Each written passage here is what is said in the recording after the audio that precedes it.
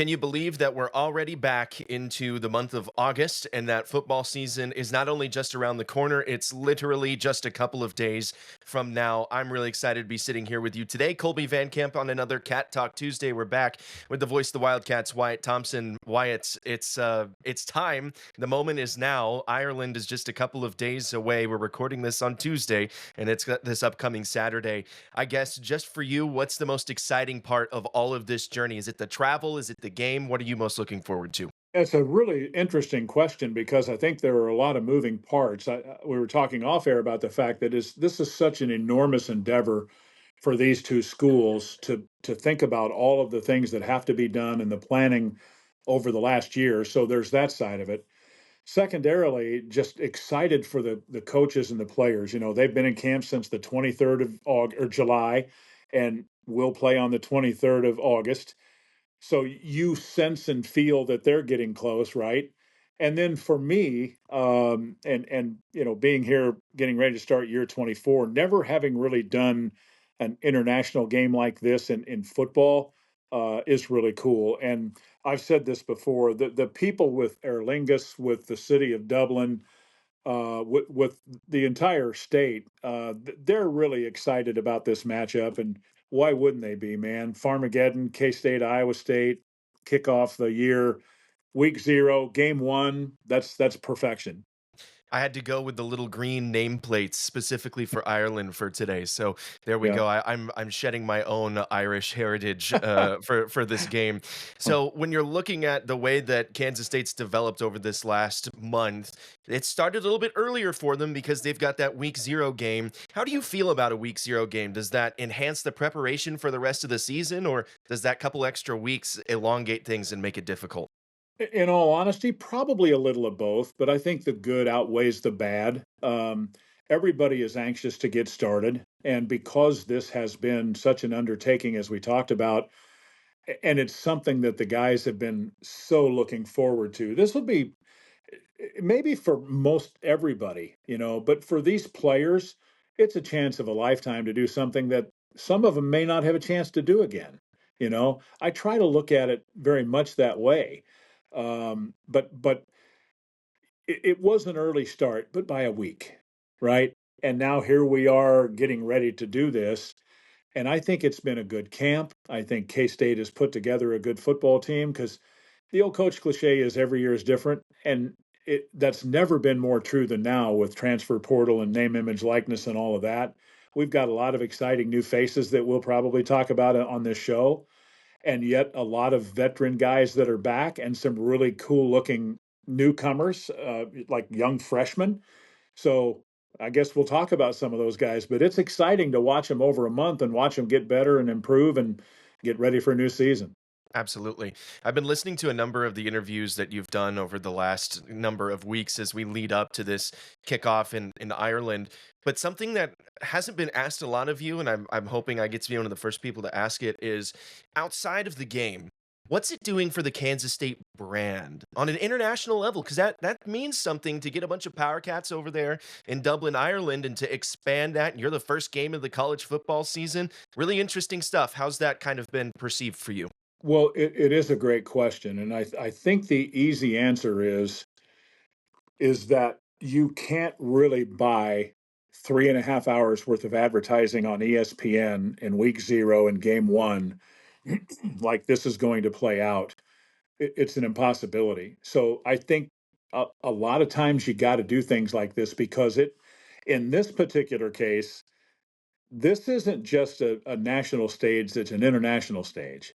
And I think that's a big deal. It was hard giving up a home game against an opponent like that. I'm not going to lie. And there are some people that are bummed about it. I understand that. But in terms of what it could potentially do nationally and internationally for Kansas State, and it's probably the same for Iowa State too. It's pretty hard to put a thumb on it and what it really could potentially mean in the future. I just think it's also growing a great game of college football, right? Sure. This all started with their lingus of trying to get Americans to come to their country and learn about Dublin and Ireland, and in turn, they're learning the game of football. I think it's a good trade off. That's the way I see it, right or wrong. Yeah, no, I think that's a really great point. And I'm excited to see the cultural exchange, I guess you could say, No between doubt. the state of Kansas, the state of Iowa, and Dublin, Ireland. I think that'll be pretty interesting. All right, let's go ahead and talk some of these players. You've got a pretty stout offense. This is the exciting part, I think, when you look at this team from this year and the team from last year. There was so much hype around the team from last year that I felt like we were trying to mitigate expectations sometimes and say, hey, Avery Johnson's his first legitimate year as a starter. He's got that under his belt now, and compound that on dynamite running backs, one of the best tight end rooms in the country. You're down a couple of offensive linemen, but it's still really great. I mean, the offense is looking really strong just to get things started. Well, you do have a lot of pieces. That's a great point. And a new coordinator, in Matt Wells, a new offensive line coach to replace Connor Riley. And because of LePac's move to the offensive line, excuse me, you have Luke Wells, who will coach the tight ends now. So there's change there. I tell people that when I get asked this, how will they look any different? Sure, they're going to look a little different, and you'll see some things that you like, no doubt. But you also don't change your spots, and you be who you are. And Chris Kleiman, what does that mean? Power football, running the ball, being tough and physical. I don't think that part changes. I like the offensive pieces. Avery should be a better quarterback this year than in 2024, and I think he will be. He's added 18 pounds of muscle mass. We've also seen growth in Dylan Edwards. I love the way he finished last year, and that led into hard work in the offseason to make his body a little bit better too. He can run like the wind. They can play him in a lot of different spots. And then I'm also excited to see like a Joe Jackson as an example, Devon Rice out of that backfield. You mentioned the tight ends. We've got Jace Brown back. But some of those receivers, and two in particular that I would mention here, Jerron Tibbs and JB, Jaron Bradley, those guys, they should make a big difference. They're 6'3" and 6'5". They bring length. They bring great catch radius. They bring experience from Power Four football, and I think they're going to be very impactful. So there's a lot of things to like about the offense for sure. How do you feel about them matching up against this Iowa State defense? Because all of those tight ends really create some mismatches. Well, one thing that Iowa State has made, they've not tried to mask this. If you go look, they were not good. They were in the lower third of the league last year in run defense, and that rarely happens for them. They feel like they're better there, and in part because of the defensive front personnel, but also they were really hit hard last year with injuries in the linebacker core. I mean, they were down four linebackers, bang, right out of the gate in the first couple of weeks. Yeah. Those guys are back. So common sense would tell you they'll be better. And because of John Haycock and his ability to scheme and what have you, they're rock solid in what they do. You have to probe and try to find some things and go back to them, give them different looks. And it's going to be true both ways. But I think the matchup between the offensive line of K-State and the defensive front of Iowa State will be really huge in this game. I just see it that way. Sure. I'm interested about the offensive production in terms of maybe balance, because it's no secret, and you even said it yourself just a moment ago, that Kansas State has the pieces to run the ball really effectively. They also have the pieces to throw the ball really effectively. Yeah. And I would suspect that Coach Wells, with his background with some of the quarterbacks that he's had over at Utah State and then at Texas Tech, he probably wants to throw the ball a little bit. I'm not anticipating an Avery Johnson gunslinger storyline here after a couple of months of play, but what's the dynamic like between him and Coach Kleiman in the way that they are trying to figure out the right balance for a run pass offense? Yeah, it's a good question, honestly. And I think Coach Kleiman basically has let this be Matt's baby, right? I mean, he's going to oversight it, right? And he's going to be able to, well, I'm not sure we want to do that right now. Let hold that play. We'll do whatever. That happens everywhere. Sure. But I think he trusts Matt. And I think when you have those pieces, what you want to do is you want to put it all on display, but be unpredictable in how you do it, right? That's one thing that I think is really interesting about the game of football, because you can be very predictable or you can be pretty hard to predict. Those teams that win a lot of games have good personnel, but they also have really good play callers. Matt will be a big part of this, frankly, Coach Wells. I don't think there's any doubt about it. Is it more confidence inspiring for the team to have somebody who's already been an offensive coordinator as the offensive coordinator? I would say that's probably so. In all due respect to Connor, Connor's a great football coach. I mean, he's at Absolutely. the NFL level. Everybody understands that. But there is an art to it, and there's a feel to it, and the fact that he's been a head coach a couple of different times, he's been a coordinator multiple times on the offensive side. He's worked with quarterbacks. There seems to be just a natural progression through that, right? And I think we will see that.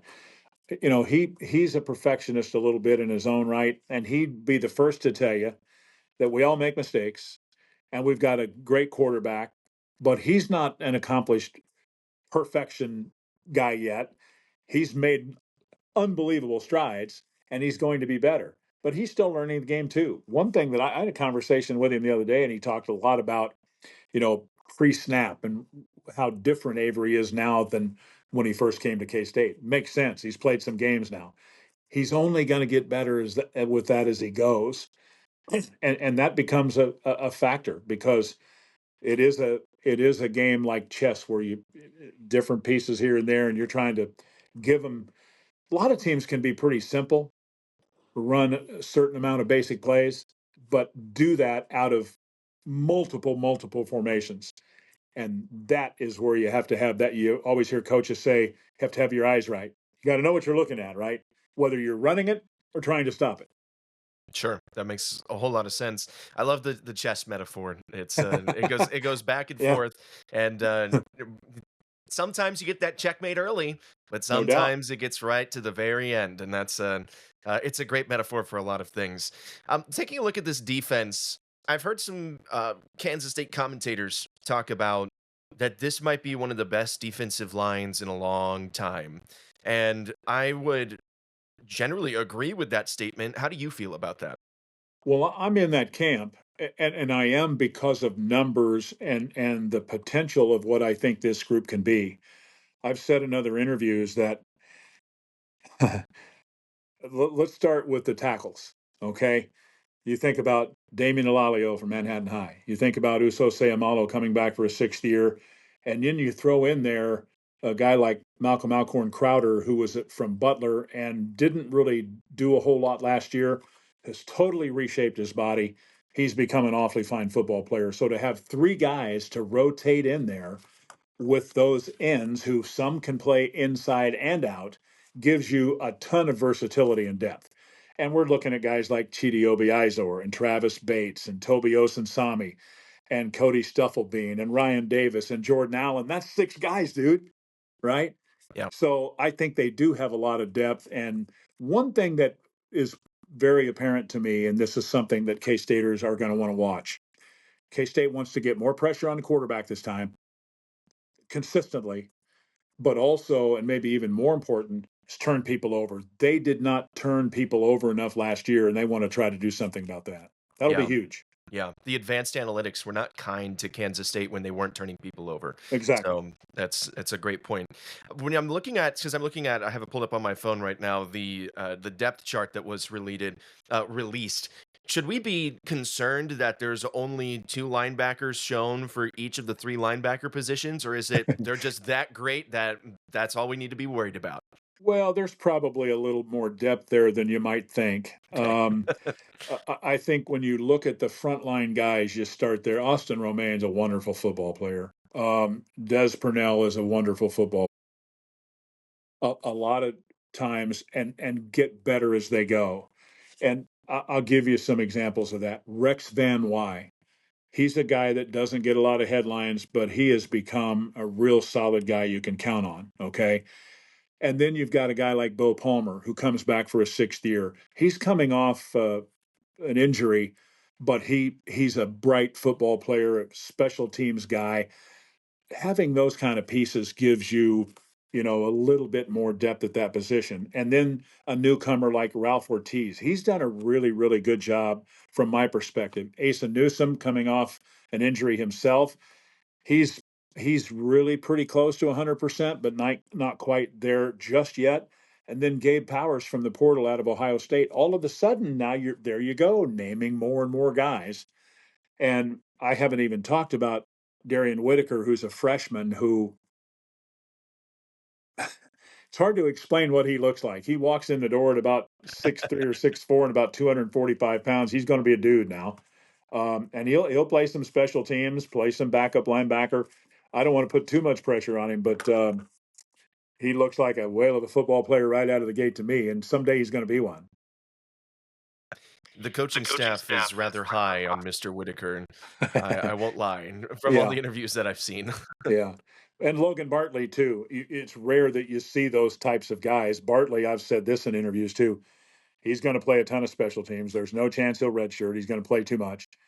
And what impresses you is what he is physically and mentally as a true freshman. And he's learning two safety positions right out of high school. Think about how rare that is. That tells you a lot about how good a football player he can be down the road too. Intelligent football player, a Very much so. smart And football and player. just he has a great motor. And you have to wait till you see him. He's one of those guys you just want to watch, and you find yourself watching him in practice. He's really good. Yeah. It's cool for us taking one last stab at this defensive line, at least out here in southwestern Kansas, to have two Jayhawk conference guys listed on the three deep on that defensive line, that nose tackle position with Usose Amalo from Garden City Community College and then Malcolm Alcorn Crowder with Butler. And that's pretty cool to have two NJCAA guys, local guys that are going to be making some waves for Kansas State this year. I'm so happy that Uso Seumalo decided to come back. I think he was leaning towards I need a little more time to think about it. And the story told to me is that they had a guy on campus and they basically said, "Look, we need to take this guy. If you're not coming back, you need to make a decision, and sooner rather than later. I'm back. I'm good. Let's do this." And to his credit, he's even gotten in better shape and he's worked so hard. He's a special teams guy too. I enjoy everything about Uso. He's a really neat young guy. And Malcolm, I'm really proud of him, man. Wait till you see his frame. He's always been a big man, but just the molding and the shape of his body's different, and he's strong as a bull, man. He's gonna help us, no Yeah. doubt. Yeah, that's really cool stuff. I'm interested to hear your opinion on Kenigel Thomas because the one of the first people I ever did an interview with from a recruiting standpoint, after he committed to Kansas State, when I started my master's degree in mass communications, was Kenigel Thomas. So it's cool for me to see him pop up on the three deep there. Really good football player. He was not healthy enough last year to really be a factor, and I'm hoping that he will be this time. He's such a good player that he is another guy that they're training to play a couple of different positions, and he's good enough to handle it. I think he's made a lot of progress. He's going to be in that mix. There's no doubt about it. And if there is a question on the defense, it's he's listed as a corner, but can play a little safety. He'll probably play more corner than safety, but could do both. But the corner's the real question mark, I believe, at least with this group since camp started, because they lost Jacob and Keenan, who played so much football here.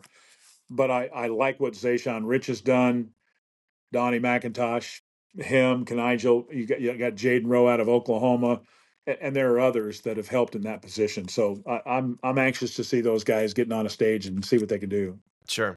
Taking a look at special teams, I don't want to belabor anything or beat a dead horse, but how are we feeling about the long snappers this year after that weird stretch where Yeah. it felt like the ball couldn't be snapped properly?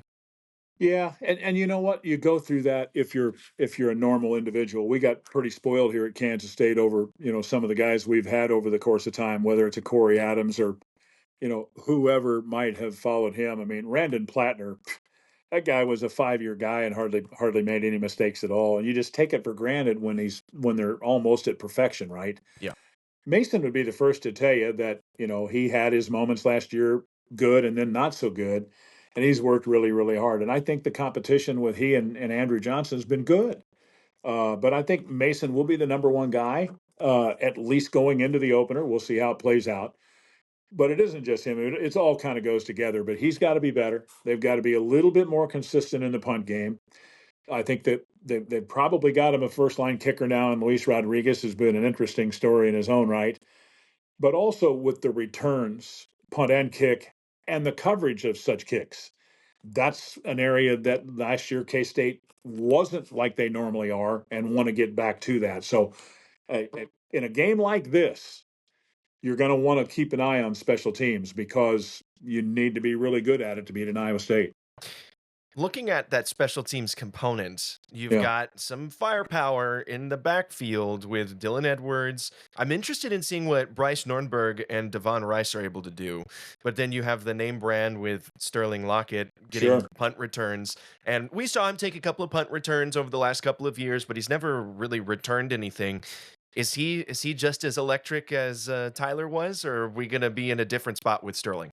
Well, that's a hard one to answer because Tyler was so uniquely different. I mean, as a return guy, they're probably pretty similar, but Tyler as a receiver was, I mean, elite, Yeah. right? I mean, that's the only way, and he was elite from almost the first day. He may have had small hands, but he caught everything, right? One of the best route runners that has played here in my 23 football seasons here. It's almost unfair to Sterling to try to compare him. And then I say this all the time when I get asked about, well, man, I really want to see Sterling get more opportunities. That's great. I do too. Problem is he's playing behind Jace Brown. And that's hard, man. Jace Brown can really play. Yeah. So it is about opportunity. But I do know this, he's ready. And I think he will be seen more this year than last. And I think he will do just fine. I love his work ethic. Hey, he's a Lockett, man, right? And so he can play a little. There's no doubt about it. Absolutely. I'm really interested to see how this game plays out, and I want to get your opinions on some stuff about Iowa State because we've kind of done a comprehensive run through on the Cats, Sure. and everybody who's paying attention to this has already done their own independent research because we're all really gassed up about this game. So Yeah. let's talk a little bit about Iowa State. This is gonna be the battle of the tight end rooms. Both teams have really great tight end rooms and the versatility to use those guys as blockers and as route runners. What are we looking at in terms of mismatches for both of these teams because of the tight ends? Very perceptive on your part because they have more than two guys, but two really elite type guys. I mean, they would be the first to tell you that Ben Bramer and Gabe Burkle are really, really good. If they're healthy, they will be a handful. And they use the tight ends a lot, like K State does.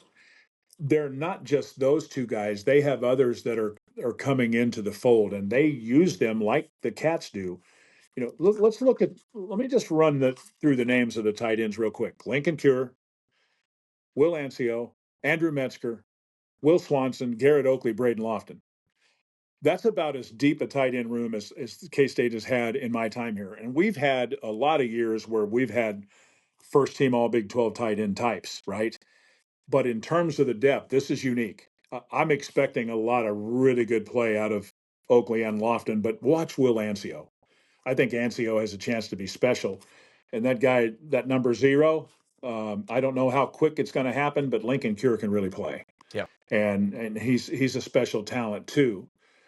So I hope I'm answering the question in that if you're going in to watch this game from Ireland and you're not expecting to see a lot of tight end stuff, you're missing the boat because both teams are loaded at the tight end position. Yeah. It's a great thought on your part. I appreciate that. You make me look smart, so you answer the questions really well. So it's the art of asking the question is the key here. But I appreciate that. I'm really interested about both of these teams over the last number of years.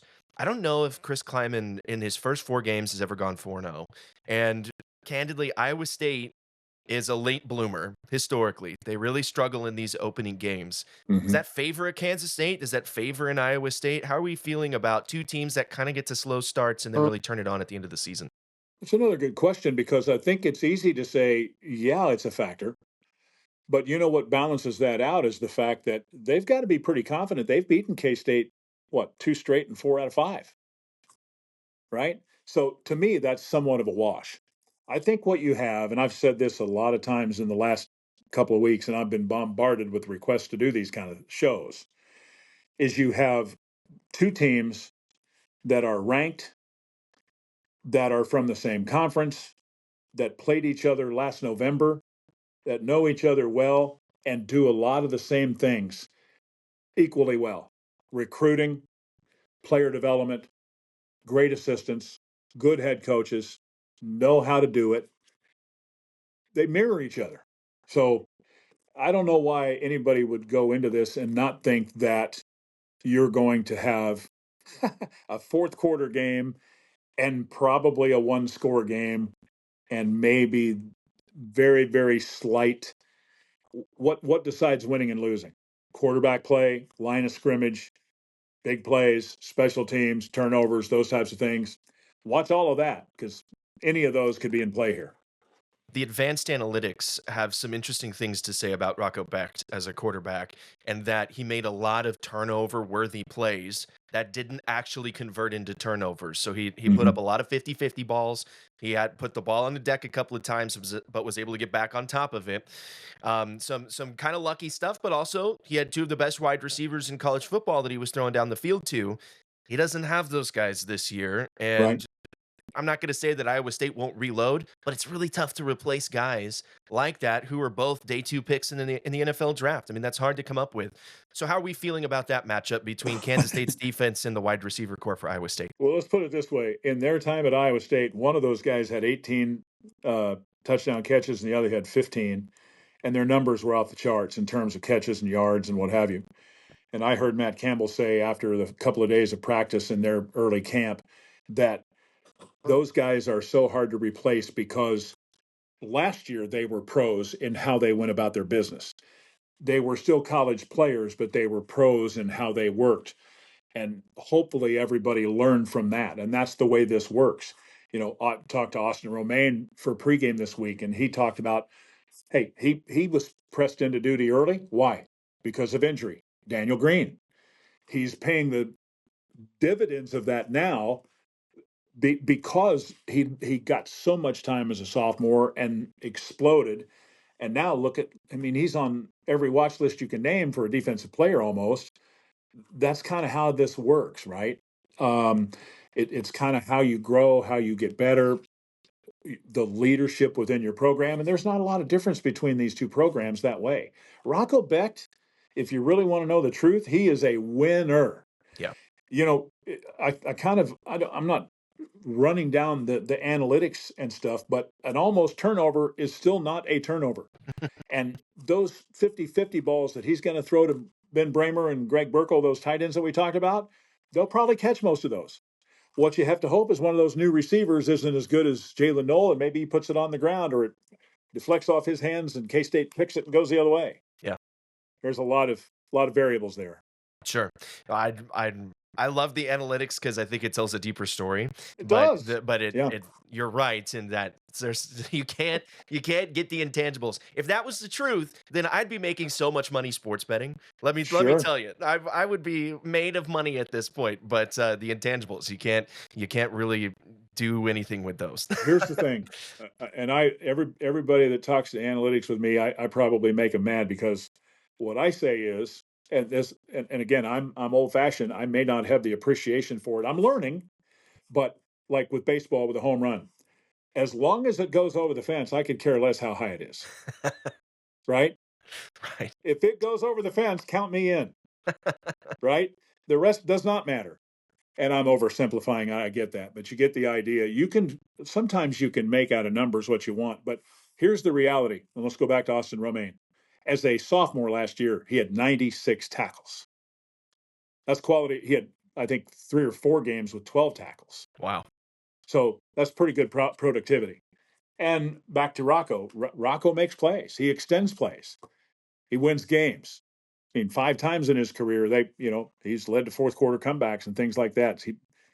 He's a tough guy to handle. Kansas State's rushing attack last Yeah. year broke all the record books for average yards per carry along the duration of the season. And they beat a pretty salty 1998 team. Are we going to be seeing something similar, or because you don't have DJ Giddens, but Dylan Edwards is equally as explosive? Yeah. I'll tell you what I've been saying in some of these interviews because I was asked one day in an interview whether I thought it was more probable that Dylan Edwards would run for 1,000 yards or K State would have three guys with 500 or 600 yards or more. Yep. And I took the latter because of the skill of those other guys. And Dylan's more than capable of having 1,000 yard season. Don't misunderstand. But the way they move him may make it a little more difficult. But the way they move him, he may have 700 receiving yards. Yeah. I'm just telling you right now, if he has 700 and 700, I'm taking it. Right. Sure. And then Joe Jack gets his, and Devon Rice gets his, and Jace Brown gets his. All of that stuff is, in my mind, that's what you want: production from everybody and balance. And then, like I said before, with all of the weapons, you get that balanced out. You can only double so many guys, Right. right? There are Absolutely. only 11 defenders out there. I think the story here is all-purpose yards. I That's think it. that's what you got to be Yeah, looking at the yeah, end of the year is who has the most all-purpose yards, sure. because I think that tells the story of the versatility of what Kansas State can be. And Well, with Wyatt, that all said, big salute to DJ Giddens. of course. He's going to go down as one of the greats here. He's doing great in the pros. I loved everything about him. He. I don't even know how to say this other than I've seen a lot of really good running backs in my time here, and just the way he went about it, and the work ethic, so good. Yeah. I'm thrilled for him, man. Thrilled. 30, 40 years from now, I'm gonna be telling people about watching DJ Giddens. So it's gonna be Yep. cool. It's a great name to remember. Well, Wyatt, you've been very gracious. The last question I'm gonna lead you with has nothing to do with football, but Okay. there's a lot of great aspects of the food and such in Ireland, and I gotta know, are we leaning more towards I'm gonna go get a Jameson or I'm gonna go get a Guinness? What's the word here for the taste profile of Wyatt Thompson? Well, here, I don't know about the taste profile, and I respect the question, but I have been told by several friends that it is a must that I do at least a Guinness or two there. Okay. And I promised them that I would do that. So I guess that will be my answer today. I don't know. I'm so looking forward, though, to experiencing this on a lot of different levels Sure.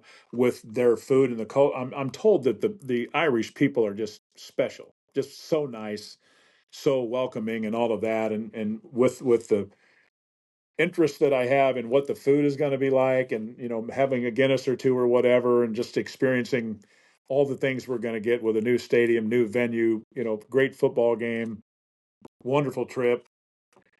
It's good to be Wyatt Thompson these days, right?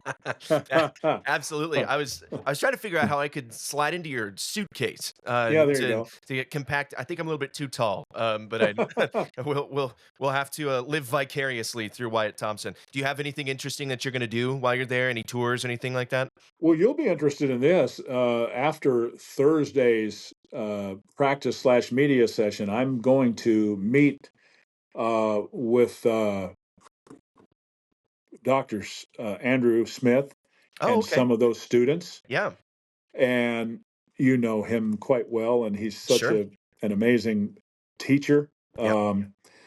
And I'm anxious. I think I'm going to actually go to dinner with them, and they can ask me questions and what have you. And I'm really looking forward to that. That's I, great. I really truly am because I love helping young broadcasters kind of get into this because it's been so good to me. And so to me, that'll be a lot of fun.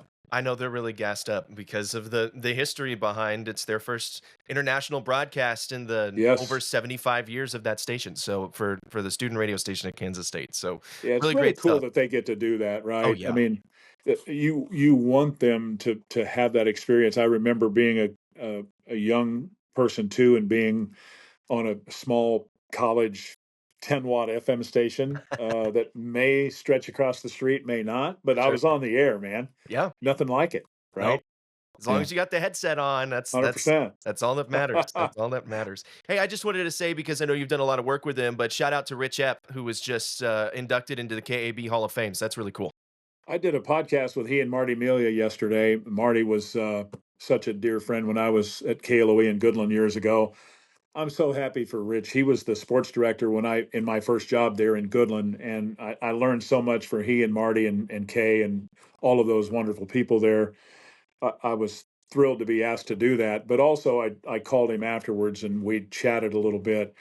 He's getting ready to start year 56 of a broadcast career that's so amazing in terms of about 95% of it has been spent in that Kolby Goodland area. Yeah. He's a legendary there, and probably should have been in before now, but I'm thrilled he's in, and I know he's humbled by it, like I was. It's impressive that he's made it. I'm so excited for him. Yeah, absolutely. Well, Wyatt, travel safely. I'm looking forward to chatting with you when we get back, and hopefully it'll be after a Kansas State victory. So Absolutely. Thanks so fingers much. crossed.